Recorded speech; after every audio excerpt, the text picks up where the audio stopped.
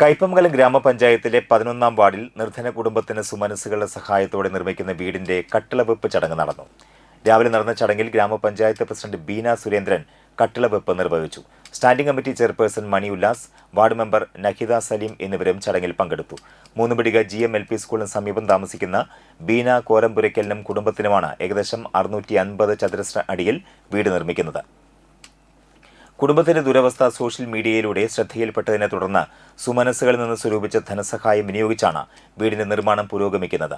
Ward member നഹിദ സലീമിന്റെ നേതൃത്വത്തിൽ Chalingad help line club, Pallivalavu വിവാഹ club, വാർഡിലെ നാട്ടുകാർ എന്നിവർ ചേർന്നാണ് നിർമ്മാണ പ്രവർത്തനങ്ങൾ ഏകോപിപ്പിച്ച് മുന്നോട്ട് കൊണ്ടുപോകുന്നത്.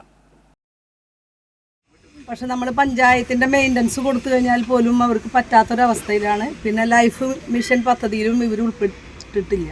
കാരണം ഇവരുടെ ആധാരം വേറെയൊക്കെ പേരുകളിലാണ് കെടുക്കാത്തത് കൊണ്ട് നമുക്കത് പഞ്ചായത്തിൻ്റെ ലൈഫ് പദ്ധതിയിൽ ഉൾപ്പെടുത്താൻ സാധിച്ചിരുന്നില്ല.